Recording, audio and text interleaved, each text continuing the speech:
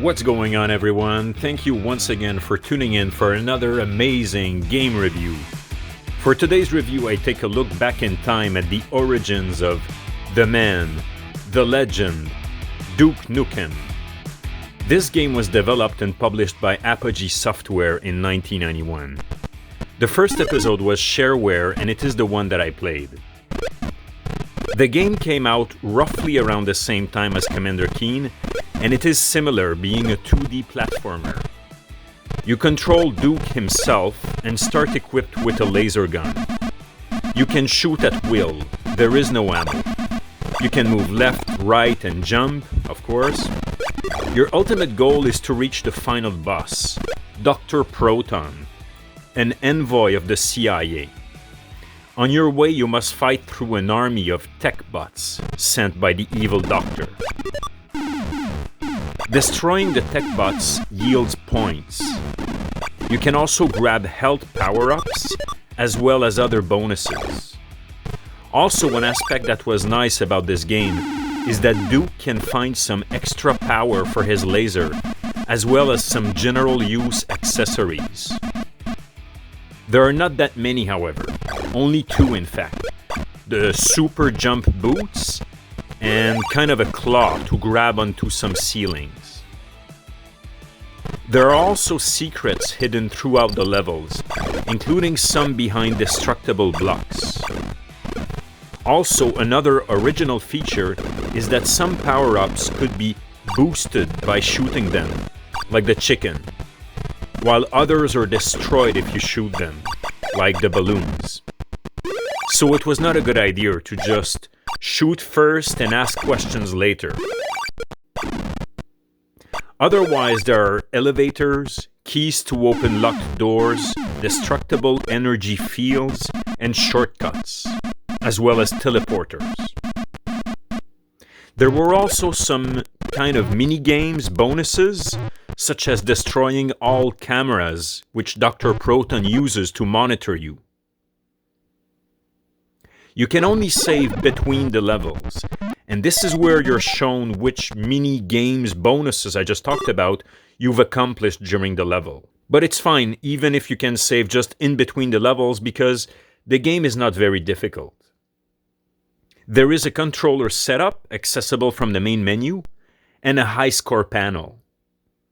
There is no music, and the sounds are a bit, or 8-bit if you prefer, primitive. Overall, I had fun playing the shareware, but it felt short. Too short. As usual, I like to take a look at the pros and cons. So for Duke Nukem, episodes 1, 2, 3. On the pro side, the controls are good. Really, it's very responsive. You can change directions multiple times while in the air.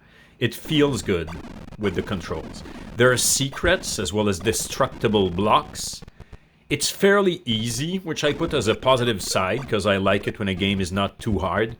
And the enemies are interesting. There is still maybe not that big of a variety, but in the low number of enemies that there are, the variety is still interesting. Now on the negative side, it's too short. That's really the biggest criticism, at least for the shareware version. I mean, it takes maybe just 5 or 6 hours to go through the entire all of the levels and reach the end boss. Obviously, it's an old game, a 30-year-old game, and maybe as such, there's a low number of colors, maybe just a 16 color, very low resolution. So obviously, when you can get a higher number of colors, smoother colors, better graphics, it would be better.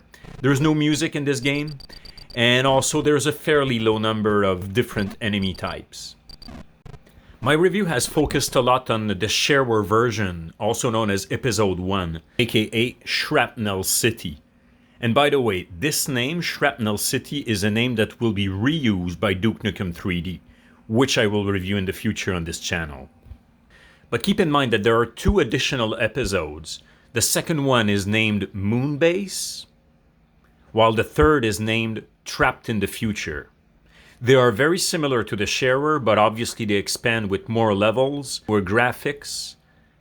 Now, taking a look at how long it takes to beat this game. As usual, I'm using a website for this, which is howlongtobeat.com. I'll put a link in the description. What we see is that overall the game takes maybe 6 hours on average for people to complete.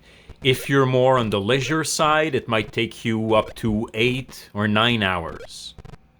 Looking at the ratings that people gave it, roughly people give it a 66% rating. Looking at the list of similar titles, there are many, obviously, as this is a popular genre. Now, I'm not going to read through the entire list as I did in the past, but I want to just mention a couple of them. In the Castlevania series, I will definitely review Symphony of the Night. As for Commander Keen, I've already reviewed all of them, 1, 2, 3, 4, 5, 6. I will definitely review Gods shortly. And then in a while, I will review also Front Mission Gun Hazard. And in a while after that, I will review Ori and the Blind Forest. But feel free to take a look at all of these games. They're all good. They all have something good to offer. As for Commander Keen, I wrote an entire article to review this game. You can go check it in the link in the description. Also, I would like to mention that there was a follow-up to Duke Nukem called Duke Nukem No. 2. It was released in 1993, developed by Apogee Software and published by Apogee Software. I never played the game, but it was quite an improvement over the first, with 256 colors, music, so overall much better in every aspect.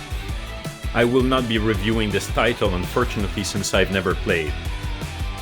And that concludes the video game review for today. As usual, if you like this video, don't forget to click like, subscribe to the channel and share it with your friends. Leave me a comment also if you have anything to say about this game. And with that, I'll see you guys next time.